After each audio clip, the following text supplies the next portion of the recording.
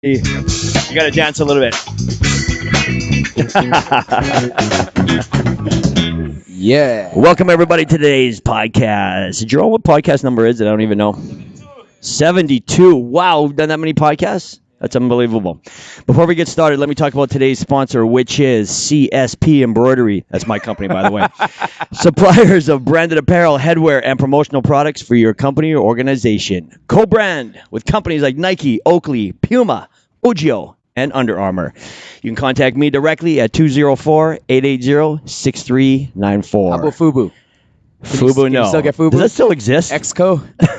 No, none of those. With the jeans that are this wide per leg. Do you remember that? They're coming back. Those are the ones that they had the rhino. Was that the one that had the rhino on Yeah, it? the That was rhino. logo? Yeah. I remember those. Yeah. That was the worst style ever, Oh, man. the worst. You always That was cross worse. the street when you see a guy wearing that. Right? But yet everybody It's one of wanted those. it. Yeah. I don't remember how old are you right now? I'm 30, turning 31. 31. Okay, Yeah. so you would have been young. Young. You would have been Yeah. maybe He wasn't. 10. He wasn't rocking those jeans. Yeah. But I don't even know if I did, but I remember I thought they were so did. cool with those. I did. Everything's so wide. Did you? Oh yeah. And now everything is I had a skin big tight. Eh? puffy jacket, like a big marshmallow jacket, because I saw it on a rap video. Okay. And then I had the big jeans with Timberlands. Oh, okay. Yeah, that was me.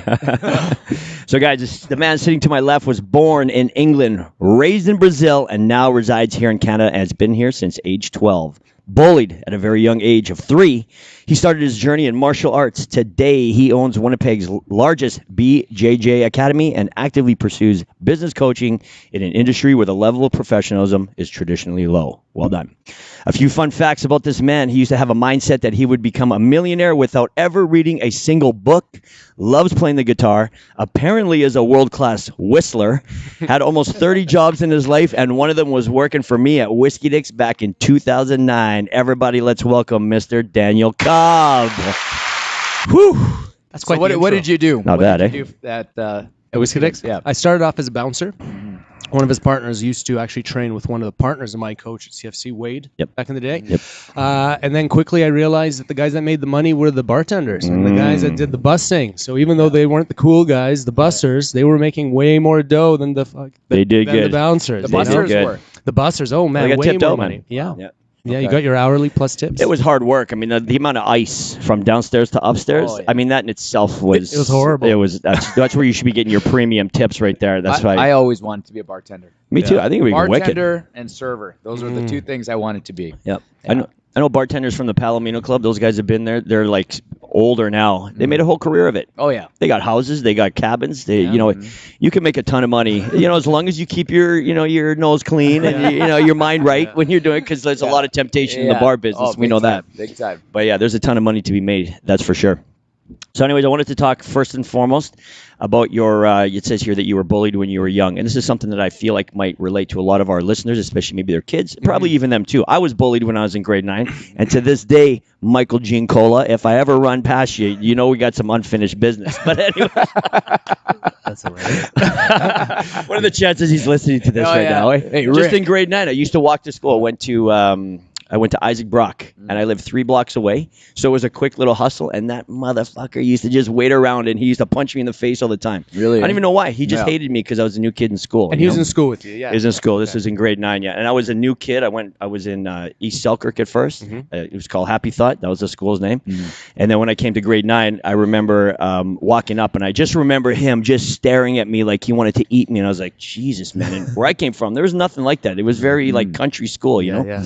So I had to deal with this guy for a year. So to this day, it sits deep inside. So I know bullying lasts forever, Yeah. And to this day, he's probably a family man and has kids and probably feels bad about being an asshole, but what are you going to do? Or he doesn't. Or he does, or he's in jail rotting away, which Yeah. probably he is. So let me ask you guys this: do you think that like bullying is something that you learn and then you just continue it through, or like we were talking off camera earlier?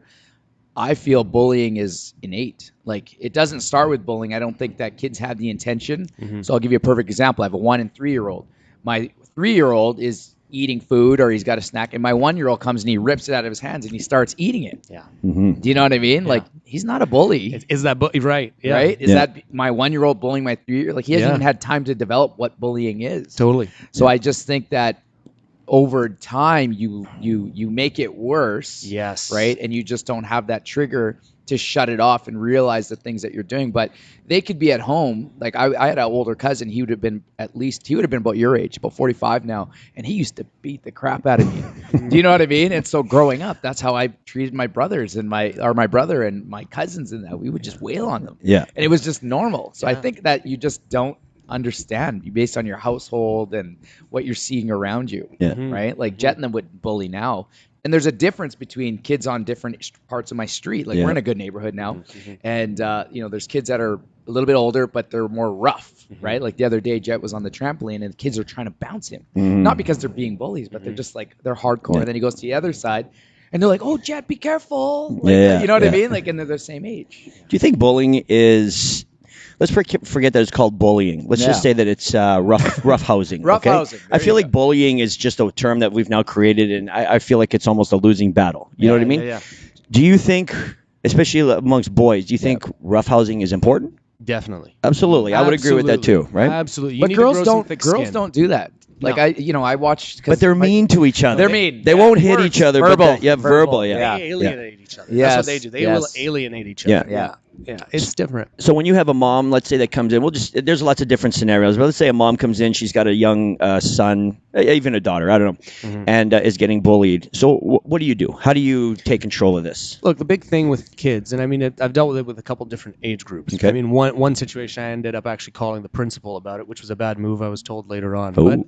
But because the thing is, you have to deal. There's three sides to it. There's the parents, there's the children, and then there is the school administration. Okay. And sometimes you do end up in a position where the administration is incompetent and they don't know how to deal with it. Yeah. You know, the situation in particular that comes to mind, I had a student, he was actually in his teenage years, and he had severe autism, and he had that, what's the one again where they have Tourette's? Okay. He had Tourette's as well. And he was getting bullied by a kid. This kid was huge. He was like 13 years old already, weighed 240, like giant. Oh, Like wow. he was a big kid, 6 foot already. Like he was really a big kid. Yeah. But he was getting picked on by a kid that was tiny. And it ended up being that one day when he pushed back, that was the only thing the teacher saw, and he was the only one suspended. Right. So the whole story was I actually called the principal, and I was like, listen, if you suspended both the kids, I get it. Why'd you only suspend the one? You know what I mean? Yeah. It's and he'd talked to the parents had talked to the principal. The principal wasn't doing anything about it. So anyways, what we ended up doing with this student in particular is we started to teach him just about how to put in boundaries and really understand. Like, and I think that's really one of the biggest things is learning how to really get kids to impose their boundaries and learn to set those with people and understand, like, look, stop it. I'm telling you to stop it, right? And then stop it, told the teacher. You know what I mean? Stopped it, told the teacher, and told the parents what's going on at school. Stopped it, told the teacher, told the parents. The parents have talked to the principal. So when the day comes where the kid decides to take the guy down, mount him, and say, listen, you're not going to do that again, Right. or else I'm not letting you off. Right. Everybody knows what was going on. So it's been documented. It's been documented. Well, So that's a great approach, because instead of going from, like, I'm upset, I'm going to drop you, because as soon as you resort to violence, you immediately lose, right? Unless you're getting paid. But if you're going to violence as a kid or an adult or whatever, you slug a guy, you're done. Like, you've already lost, right? And so if the kid is doing that, I like that approach, where you take your time. And that's the good thing about self-defense, is that you learn how to control the situation without resorting to violence. That's right. Daniel, let's backtrack so everybody knows your credibility and who you are. What is BJJ, number one? And then let's tell us about your school. Sure. So Okay. Brazilian Jiu-Jitsu is the most effective form of martial art on the planet. Okay. MMA, the modern MMA, what you see today is all born from the Gracie family, having founded the UFC, Okay. which then launched into popularity what, again, now is the UFC MMA, which is a mix of all these different martial arts. It's a grappling art primarily is how people think of it, but we address the standing, we address some weapons stuff, we address, less popular, but some of that as well, and really try to have a holistic kind of idea of even the context you were in and what would be appropriate there. So it's a fighting art. It's not a sportive art, although over time that's kind of what it's been sort of more popularly known as. I own what's called the Don't Survive Thrive Academy, and as the name says, it's really a place, for you to develop, push further, meet other people who are into pushing and growing, you know what I mean, inner growth and all that stuff. And we focus on Brazilian Jiu-Jitsu. Okay. So describe your school to us. What does it look like? What does your facility look like? So it's at 181 Stradbrook, so it's very close to the Winnipeg Winter Club. Okay. And really, you walk in, and similar to this location, actually, it's all mats. It's Okay. pretty much all mats all over. We've got a couple change rooms. We've got a couple showers, so guys can come in for their lunch class, shower up, go to work. Yeah. And we run classes in the morning, afternoon, evening. There's privates going on during the day. Okay. So we're a busy facility. So how many people are in the facility at one time? Well, let's say it's a busy day. Well, let's say it's pre-COVID. We Okay. might have 65 people in Oh, the wow. building at once. Yeah. Okay. So it's a big facility now with COVID. Obviously, a lot less, and we have to deal with some of those restrictions and stuff. So is everybody rolling together? Like, are they all?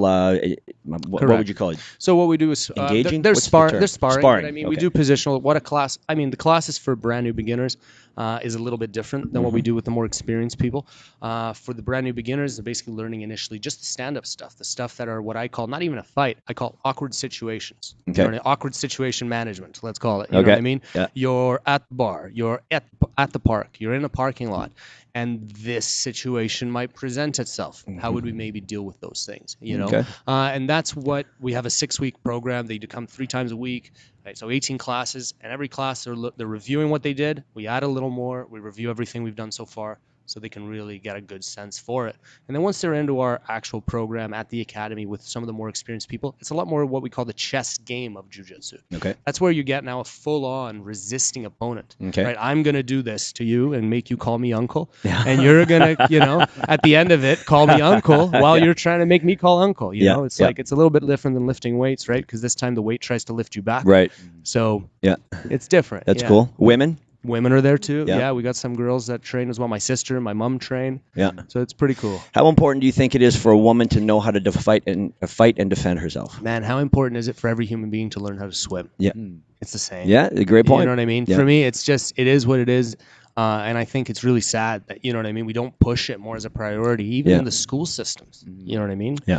That stuff. You don't have to become a pro, but the basics. Yeah. I feel the problem is the mixed message is, we don't want to teach people how to fight because it's a negative. Yeah. But yet everybody should know how to fight to defend themselves in a positive. Totally. You know what I mean? And I know, talking to my wife, every woman's fear is getting raped in the back alley of some weird place. That's right? my fear too, Rick. Yeah.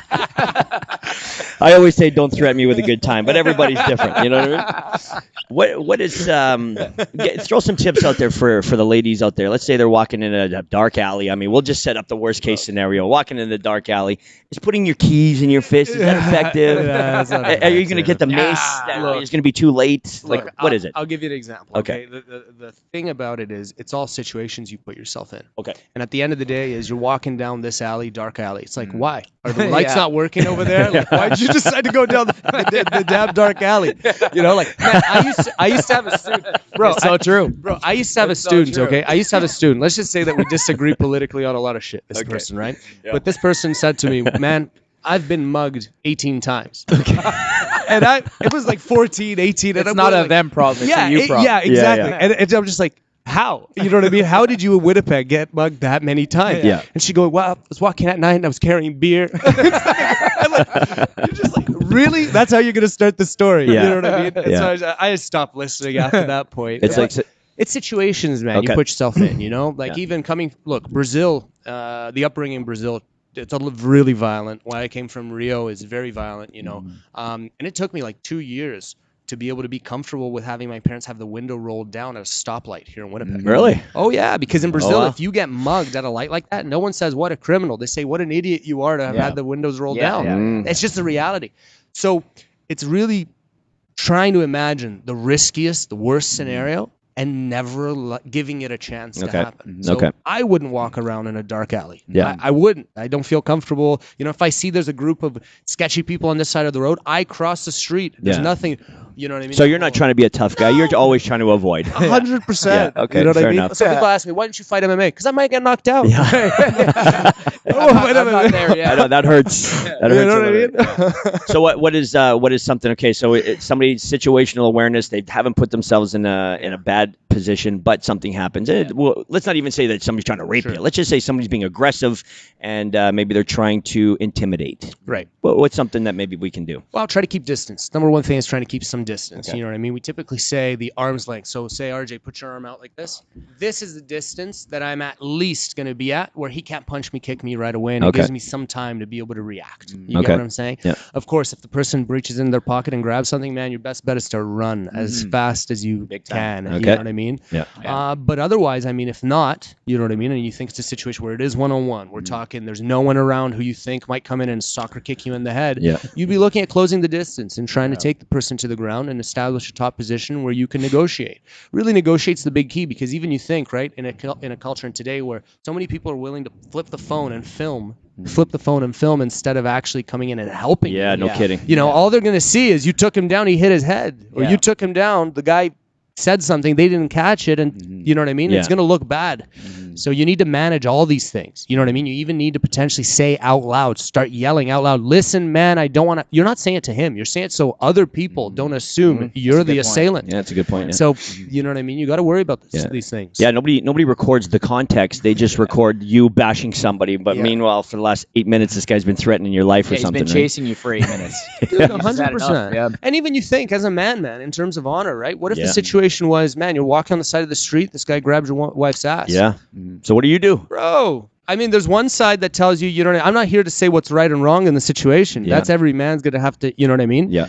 But for me, if it were me, I think I'd do something about it. Yeah. You know what I mean? Now, would I crack the guy in the head? Maybe not, but maybe you put the guy on the back and gently kind of say, bro. Yeah. What now? Yeah. You know what I mean? Just look at the guy, right? Turn him over and grab him in the ass. Turn him over and go I'm up. gonna watch, because a lot of people have weapons on them, and like, Dude, a lot of the you gotta watch guys like you, right? Like you think of bouncers, you're thinking of guys that are 6'3" football linemen, right? Yeah.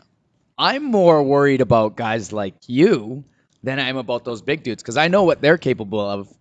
But guys like you, if you're in that position, you're like, no way, man. This guy's gonna give you something quick. Yeah, you know what I mean? Yeah. But at the same time, if you're walking around the streets, and some guy, even if like somebody grabbed my wife's arm, and I'm looking at the guy, he's got face tattoos. You don't want to get involved in that shit. I'm just like, Nary, let's go. Yeah. Let's just go. You're just going to get some disease Forget from about him. this arm distance.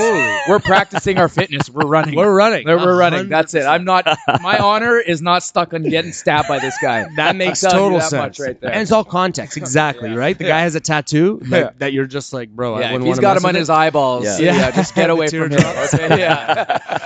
1,000,000%. Man. I mean, I think that's the big misconception, right? Yeah. Again, this is the whole thing. Is it's all context. It's all who are you? Yeah. What do you? Again, I'm not saying what's right, what's wrong. Yeah. But it's situational, right? Yeah. Put it in a different scenario, right? Yeah. Maybe you're at a what is it? One of those black tie parties, and maybe you are confident that he's not gonna have a knife. Oh, yeah. Maybe Yeah. your attitude is different it'd in be a that different context. story. Yeah, and I think again, it's that whole thing. Like for me, learning to fight has only caused me to understand that I don't want to be in one. Mm-hmm. That's really been the biggest highlight for me. Yeah. I used to love fighting. Yeah. Like, I would just love to fight, man. I just like, let's go. Like, think we'd be at a party, like, hey, man, let's just square off, and we would. I mean, we wouldn't be like throwing killer blows, but we'd grapple and you know what I mean? Tap out. Well, that's the rough housing that I feel like Yeah, every like, I every grew up dude like is. that, So right? how old would you say these parties would you? Oh, have been like around? maybe 6 years ago, I Okay. stopped doing that. It's I'm always- sure, but you were it's younger carried when you were through. doing I that. just like that. I honestly size guys up, man. When I'm walking around, I'm like, yeah, I can do it. I would. I This can is do how I'd approach this situation with Yeah. this guy. No I kidding. analyze things like that. And yet you wonder how it happens at the time. I know there's a lady that works out here, and she told me about this one situation where she's a real estate agent, and some dude just grabbed her, not by the butt, but by the what, and she didn't know what to do. She just froze up, and nothing happened. And to this day, she's always like, I can't believe I didn't do anything, but nothing. All I went into was to freeze mode? Freezing. Or, Yeah, she just froze up.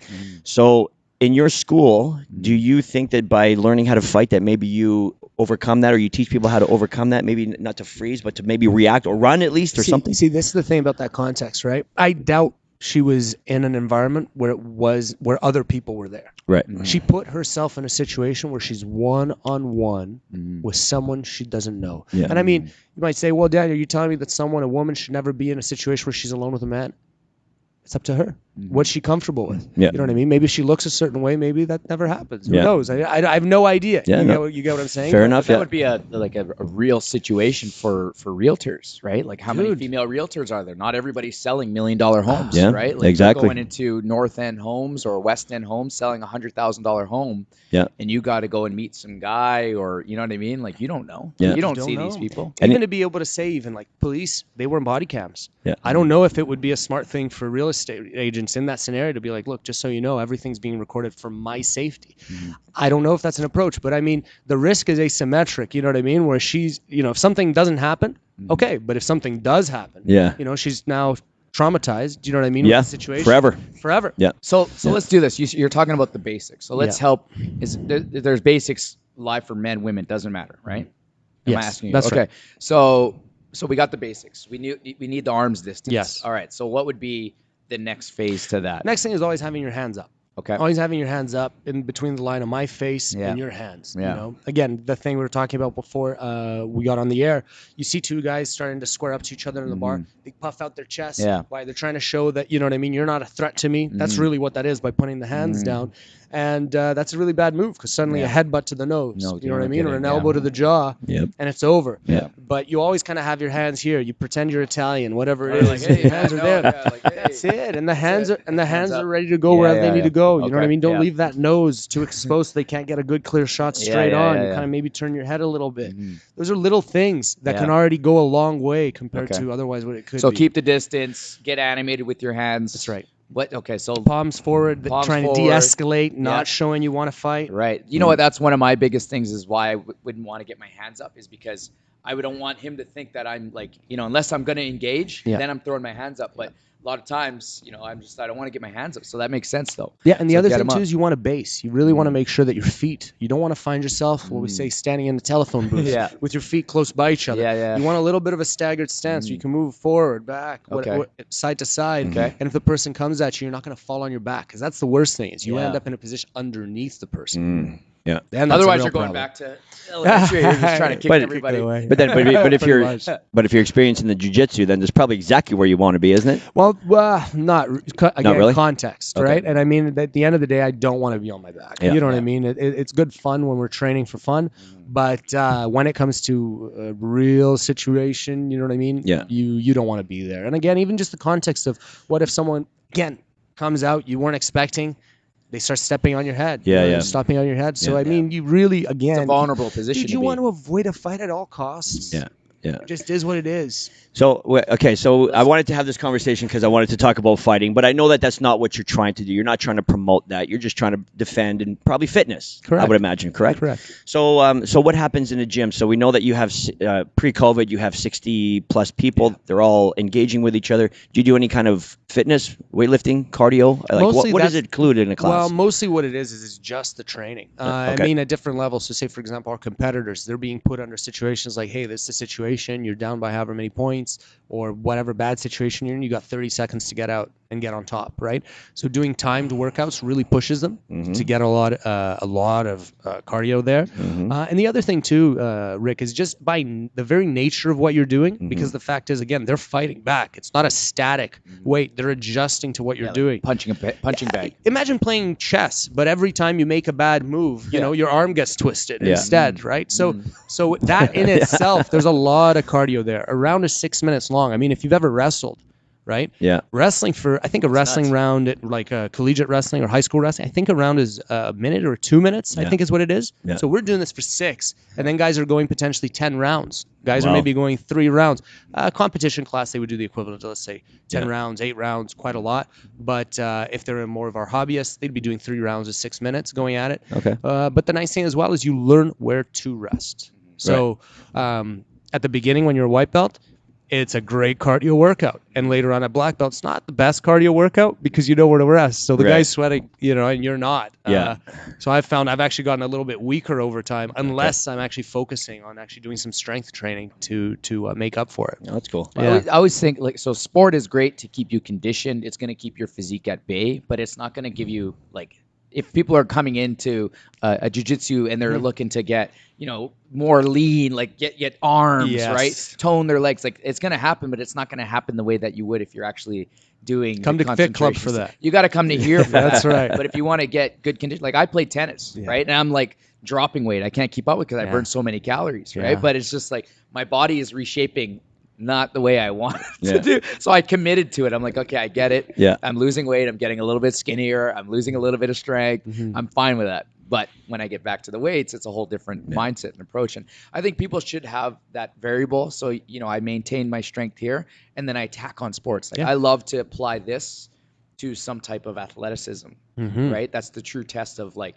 how you're developing, not just physique, because physique, it'll kind of bounce. Like you get to a point where it's like, I've been as ripped as I want to get. Yeah, sure. You got to keep doing different like, stuff. Yeah, I want to challenge, but You want it to be functional. Not that I get rid of Functional, for this. sure, yeah. Yeah, and then you just layer on new hobbies. Totally. I feel like as we age, and I'm I think about 15 years older than you, but more important. So not necessarily looking great. I mean, of course, that is always important. Muscle mass is always important, but functional movement. You know what I mean? One of the things that I always say, because we live in Canada on ice, stance, right? You ever have that quick slip out underneath you on your feet? Pull a groin. Pull a groin. That's exactly how Or I pull you my drop groin down like that. and And then baseball would always make it even worse. And I just thought if you can solve that, and I did by getting worked on and strengthening the groin area and my core, and I've never had a problem ever since then. So that has been probably my most influential win in becoming part of this whole thing has been that.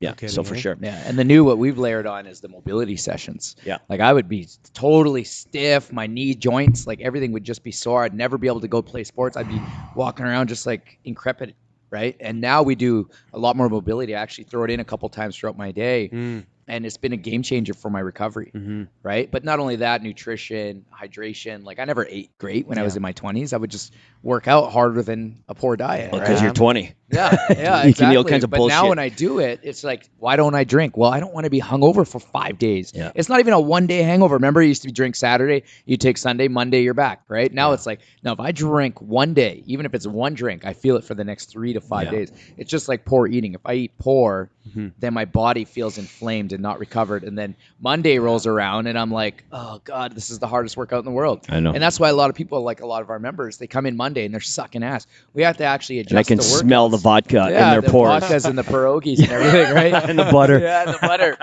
and onions. But it's that's what it is. And so if you want to feel good, it's got to be a complete approach, right? You still live your life, but you have to understand how far do you push into, like how many drinks do you have on a weekend before you're paying for it Monday, Tuesday. Right. So it's like if you want to come in Monday, you want to perform and you have a goal, then you can't be, you got to cut back a little bit, right? Live your life, right? I want to live my life, Rick. Yeah. Right. But then you got to live with your goals too. Totally. Right. If Because they go hand in hand. If I drink in August, I'm good to go in September. You know what I mean? It takes a long time now. Not like back in the day where every night was about boozing, signing off on all kinds of drinks, having 1-for-1 with 500 people because they all want to come into the club. Yeah. It's crazy. It'd be interesting to actually look back at that and analyze how your life was actually and where how did it affect you, right? Because I'd party 3-4 times a week back in the day, and then I would still coach and do everything that I'm doing now. But I'm wondering what was my mindset? Was I clear? Yeah.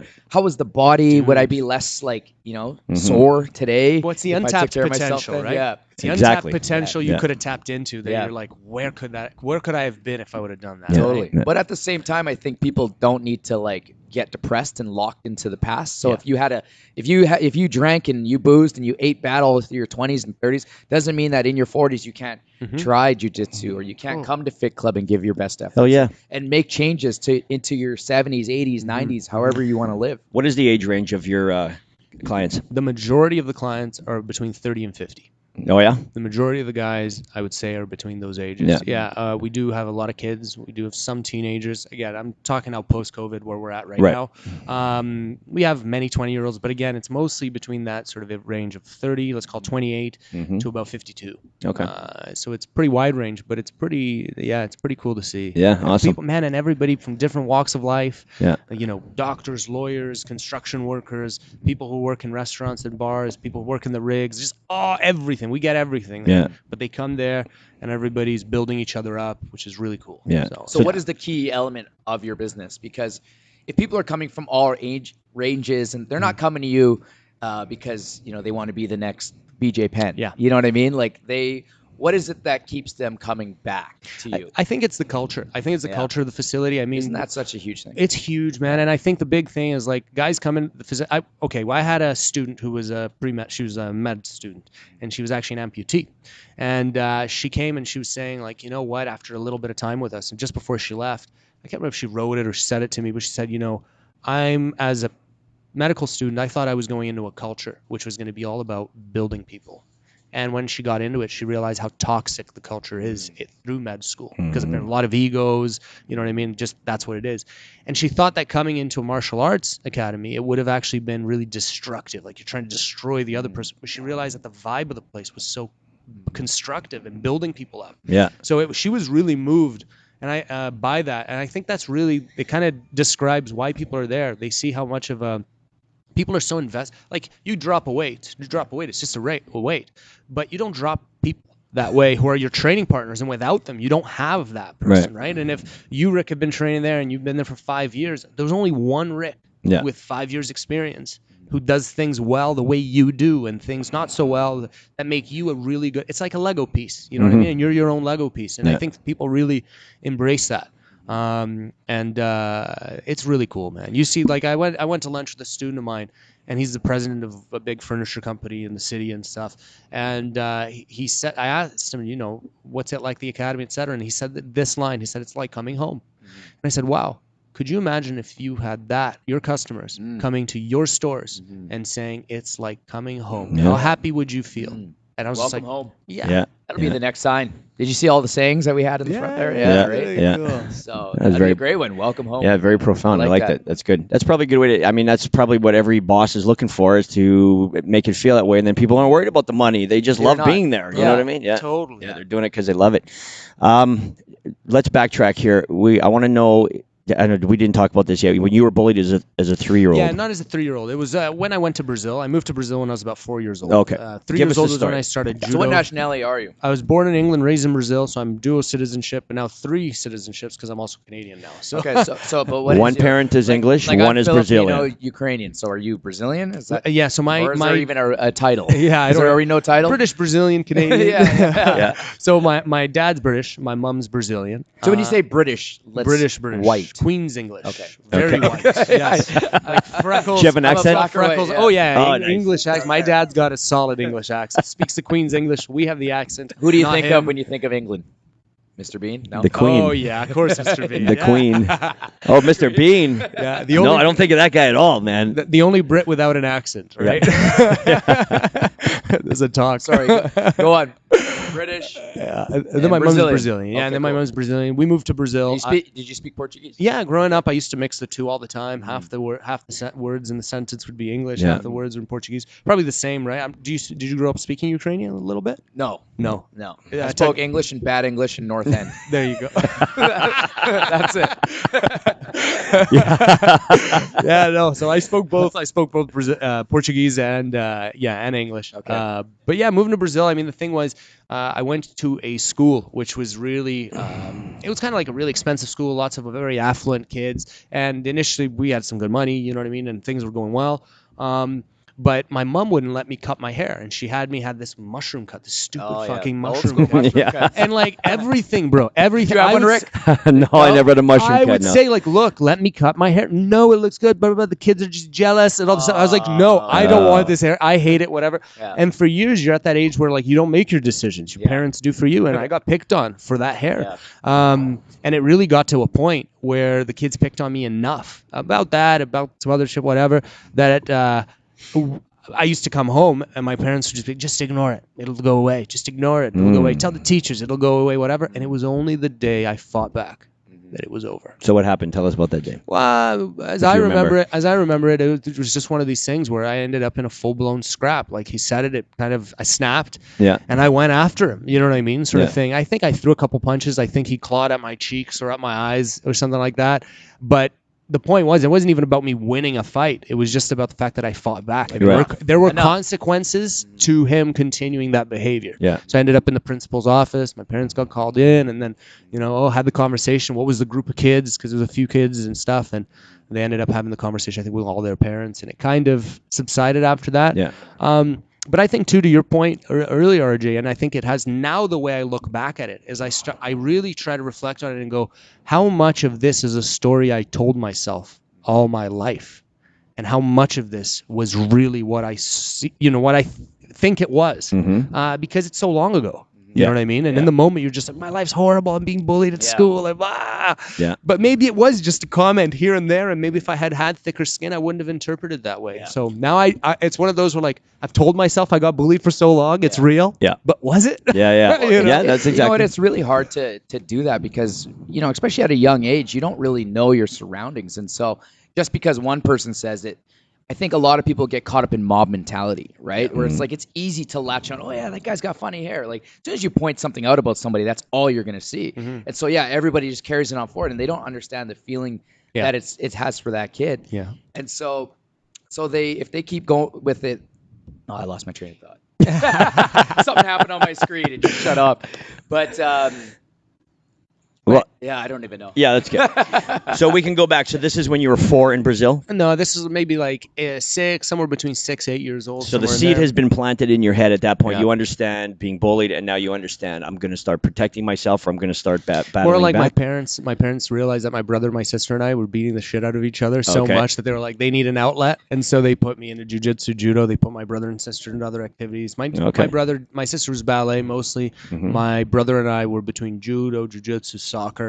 So you've been doing this for 20 years? Well, consistently since I was 16 and a half. 16 and a half. Consistently since that age, and I went between judo, soccer, jiu-jitsu, from about 3 to about 12 years old. Okay. And so are you a black belt? I am a black belt. You're a black belt. Yeah. Okay. And so are you the main coach? Is that what you call it? Coach or instructor? That's Coach. right. You know what? I really like your approach to the bullying, though, like what you mentioned earlier. Yeah, me too. With tell Totally. just like Tell everyone. Are you? The thing is, you don't want to be known as a snitch, but at the same time, if it's affecting and it's in a negative way, your options are either you take that route or we take that route. Yep. You know what I mean? And one of us is going down. Yeah. And if you don't want it to get there, then you need to take that. And I think that a lot of parents don't know the things that their kids are doing, right? Like, you can be in a great household and that kid could be the biggest bully. And unless their parents are aware of it, then, if the steps were taken and it gets to that point, I think then it's the consequences aren't going to be so bad. You're not going to get suspended. Like, well, I told you and you did nothing about it. Yeah. Right? Or I told you, you told the parents did nothing about it. It consisted. I told you again. Now this third time, I had to take action. I'm sorry. Yeah. You know what I mean? They're not going to hold you against that. And there's a difference too, right, RJ, as well. And that's important to highlight between, say, clocking someone in the face, which is what maybe if you were educated in karate and in Muay Thai and Taekwondo, maybe you'd be doing. Versus, you know what I mean? If you're doing it as, a grappler, you're hugging the guy, putting him on his back gently. The head doesn't get slammed. Like, the kid isn't hurt. There's no physical, there wouldn't be any evidence. There's no evidence. You get what I'm saying? That something took place. You're just imposing your will on the person at that point. Right? Oh, yeah. Like I said, call me uncle. Yeah. You know what I mean? I also think that if you see it, that as a good human being, you need to step in. Yeah. So, like, if you see a mob mentality going, like, oh yeah, this person, like, even just negative gossip, chat, right? It's like, you know what? No, like, either you disassociate yourself or you step in there and say, you know what? By the way, actually, this person isn't that bad. Yeah. So what you guys saying, I don't know. I think cool. you're wrong, and I think that you should stop. Yeah. And just like if you see your kids and they're being complete. Yeah. You know what I mean? Yeah. Like, little assholes. Yeah, there you go. Thank you, Rick. Totally. By the way, I don't swear anymore. And if he does, he has to do push-ups or burpees or something like that. So if you see the kid doing that, like, it's not a good behavior. Yeah. Because he's 3. So if my son is out there, it's like, oh yeah, my kid's enforcing his will on these bigger kids. No. Yeah. My kid, you're not doing that. Forget it. He doesn't like. I say that to my kids all the time. They don't like that. Nobody likes. Don't hit in the face. Nobody likes to get hit in the face. Yeah. Why are you hitting me? Yeah. You know what I mean? Or why did you just hit your brother in the face? Yeah. He doesn't like it. Yeah. But can you really reason with a 1 or a 3-year-old? Oh, they get it. Do they get it? Like, Jet, nobody likes that. Don't do that. Yeah. You're going to get it back one day. What if you know what I mean? What if you gave him a little baby punch in the face? You think he'd learn real quick? The other day we were Just a flick in the nose or something? the other day we were going at it With the pinky. It's with the pinky. It's like I'm going to toughen his jaw up a little bit. Here, give me one. I said, give me one. Boom. All right, here's one for you. Yeah. What's that I saying? didn't admit to that. I'm just joking, Jerome. Yeah. Don't report me. What's that saying? Everybody has a plan until you get punched in the face. get And punched Mike in the Tyson face. said, I feel like everybody just one time just needs a good punch in the face to rattle the brain. Can we talk about that for a quick second? Sure. Like Mike Tyson, Roy Jones. You guys know about this? Yeah. Yeah. Like, how is Roy Jones going to beat him? Roy Jones, but isn't he like half his age? Roy Jones, or is he Roy a bit of Jones an is- older fighter? They're not that far off. I No? think Roy's probably in his like mid 40s, late 40s, and Tyson's in his what 50s. 50s. They're not that far off. Like they were pretty close. 57. Yeah. I think Yeah, is so what it maybe is. Closer maybe to 60 maybe a than 10. 50. Yeah. I feel like maybe a 5 to 10 year gap. But I mean, Tyson is In the just- weight class? Are they similar? Roy Jones fought at like 140. Yeah, You know what I mean? remember And him Tyson was being like 210. Man, I don't know enough about Roy Jones at all. Oh, I loved Roy Jones. He was the most charismatic. He was quick. He was a fight. But now he looks old and out of shape. And I'm like, bro. Oh, does he? They're gonna get wrecked. But what is it? 50 Like, this is million, not even a 30 good million fight. they're offering these guys? Yeah, like I want to watch the fight because I want to watch Tyson pummel. But I mean, like, this is you should Yeah. have fought somebody else, like Evander or somebody like that's actually your size. I don't know. I feel like Mike Tyson, he's old and he's been out of shape for so long. He might be back in shape now, you but seen him? out of shape now. He's an animal. Yeah. No, he is. And he's Yeah. got nothing but power. Yeah. But what happens 30 seconds in after he's all gassed? Frustrated. You know what I Yeah, mean? he gets And he hasn't frustrated. landed a punch. You know, like, so if Roy Jones is a ducker and a mover, you know, that's when you come back, right? I mean, you let him wait. That's That's why to your point about fighting the big guys, Yeah. I would rather go after a big guy because I'd let him just put his paws all over me, get tired, and then I'd come in there with my fury. Whereas a guy like you or you know, a guy's my size, Yeah. you know, you're not going to get tired. I'll get tired before you will, right? So That's funny. I'll be like, hey, man, you want cheeseburger? You want cheeseburger? How about some bacon? Just take his mind right off it. That would be my tactic. That's funny. Get his That's mind off good. it that way. So, anyways, I want to come down and I want to check out this thing. I'm Do actually it. very intrigued. Dude, it'd Buy be it. it'd That's be something fun. that we got to do this winter. Is that we're not going Yeah. anywhere, so let's make it a fit winter. Yeah. Right. Like we're not going out to Mexico. We're getting out of shape, drinking, eating, tons of food. For anybody that's out there that's thinking that's going to happen, I don't know. I think you should just let's just settle in for Manitoba or wherever you are, and just enjoy the scenarios. So Yeah. what can we do? We can come to Fit Club for a workout. We can go do some Brazilian Jiu-Jitsu. What's the name of your gym, just so we It's know? called the Don't Survive Thrive Academy. Oh, yeah, Don't Survive. We'll go there and Thrive. we'll shoot a video. Don't Survive. And, Thrive. and you're gonna roll with this guy. Yeah, Jerome. Let's do Jerome. Yeah, get Jerome in there. Okay. Yeah, no, we'll try and bring our coaches. I know you said that you can bring yourself here and we can do it there, but I'd like to be in your environment. I want to smell your mats. Killer. I want to do. Yeah. I want to see what Yeah, I people think wear. that'd I want to be be surrounded totally. by the energy. We'll get Want to geese wear and the everything. pajamas. That's Yeah. it. Yeah. So everybody wears a gi, Yes. and a gi is like a karate gi. Like that's what it looks like. A little or- bit thicker, of material because there is so much pulling and pulling. Okay. We can't have it rip the way a karate gi would. Yep. But yeah, that's what we wear. Cool. This is our gi. Yeah. Seriously. Yeah. Yeah. So now it was 200, but we're like, you know what? We're gonna make people earn a little bit more. We're gonna go half a century. So now, starting October 1st, everybody gets a jacket at 500. So they got to earn it. Like So this is 500 how many workouts class- is okay, yeah, cool. 500 workouts. So that's one a day, Yeah. 5 days a week. So it's gonna take you a couple of years. Yes. You know what I mean? That's pretty cool. Yeah. You guys It's do like that these with guys the gear? are 1,000, Yeah. right? Like, Yeah. You know what I mean? 1,000 workouts. This is from a lot of them are from zero. I hadn't noticed Yeah. that that's what that was. I was even There's okay, a, cool. There's a 2,000 over there, Yeah. right? I mean, from 0 to 2,000 in less than 4 years. I was starting to think it was an obituary. Some of them are dead to me. lost No, them. I'm just We'll- Truth. So speaking of gis, Cobra I'm just Kai. kidding. Cobra Kai. Cobra Kai. I haven't watched it. You haven't watched it yet? I haven't watched it. He kind of has the Daniel. It the kind Daniel of. son look. Kind Daniel's of. son. Daniel's son. You watched some of it yet? Yeah, you could be the guy. Oh, He could my- be Daniel's He'd be the coach. He'd be the coach, right? Yeah. The I'll evil be coach. Miyagi. The guy with the hair. No, you're the guy who runs Cobra Kai. Oh yeah. Oh yeah. I could be. But what yeah, is it? My understanding is Cobra Kai is all about how Daniel's Jerome, son can we was get a photo of actually these the bully. guys Is and that do a right? side by side of the Cobra Kai after? Is that how it was? Daniel's son was actually the bully? Is how they No, they Daniel. no. So Daniel was the one that got bullied. What's the and then Blancas he name? did the Yeah. kick to the guy in the competition. But And- Cobra Kai is not like a twist on the story. No, is it is a twist. It So, is, So okay. yeah. So now what ends up happening is Daniel is the bully. Okay, yeah. He's the one that's saying like, "Hey, yeah, I kicked his butt back in the day, and now I'm super successful." Yeah. Now the guy's like, "You know what? I'm gonna build up this thing, and then I'm going to, he's gonna basically kick his butt in life." Yeah. That's kind of So- like the gist of it. I haven't Yeah. watched it all. So though. fast forward 30 years. Okay, so Karate Kid. I can't remember the kid's name. And then you got- Daniel. Daniel? It was Yeah. good, yeah. And then you have the blonde kid who was the villain, Yes. right? Yeah. Okay, so now the blonde kid who's the villain is like a degenerate, lives in a shitty motel. He's, everything is going wrong in his life. And He's then you have the drinking Karate and- Kid. He owns all these car dealerships, and Yeah. he's a super Yeah. success. Right. So that's the basis of the story. Right. And then what happens is all of a sudden their world, and of course they can't forget what happened, right? Yeah. This is what has controlled their life for 30 years. So the villain is now, for whatever reason, he starts his Cobra Kai. He brings it back, and he brings back the school.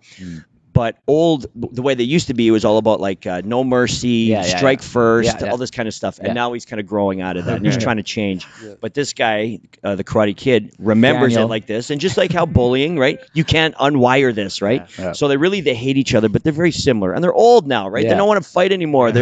But pride gets in the way. And it's just really awesome with respect to see that the young actors are, in fact, the old actors. Yeah. Like it's I not love like when they do that. I love that too. So Ralph Macchio. Ralph Macchio, that's his the guy's real name. name. Yeah. That's cool. And the And other what's- guy's name is Johnny. Yeah. That was his name in the TV Yeah. show. I got to see it. And what's super Yeah. cool, it might not register for you guys because you're a little younger, but my generation, you know how we have our music?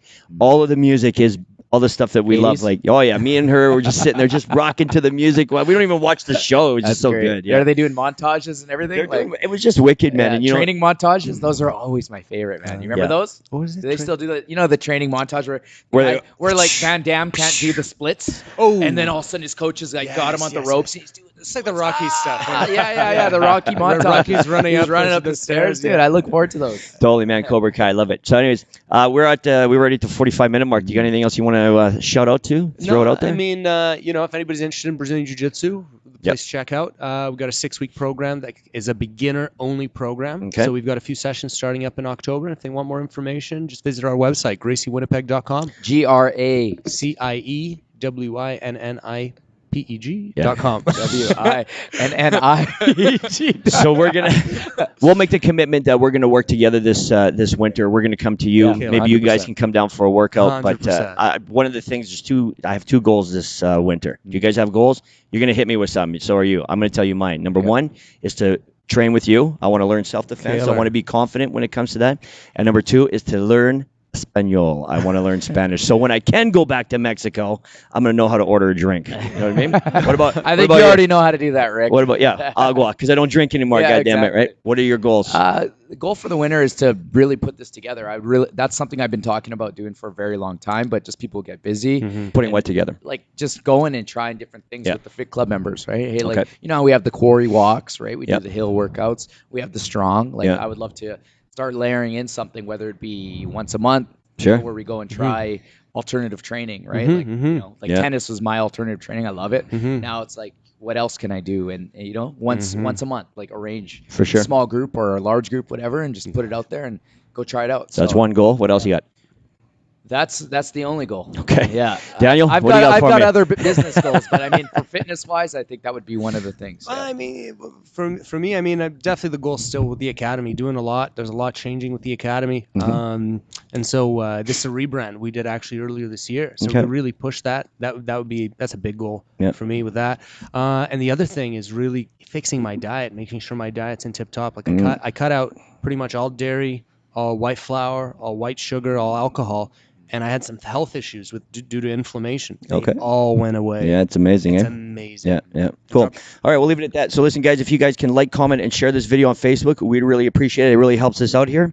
You can also go to our YouTube channel, Fit Club Media, and subscribe and watch all of our podcasts there. So thank you very much, Daniel, for coming on the show. RJ, always a pleasure. We will dance it out and see you on the next podcast. Next Thursday, 11 Yeah. a.m. Boom. Awesome. That was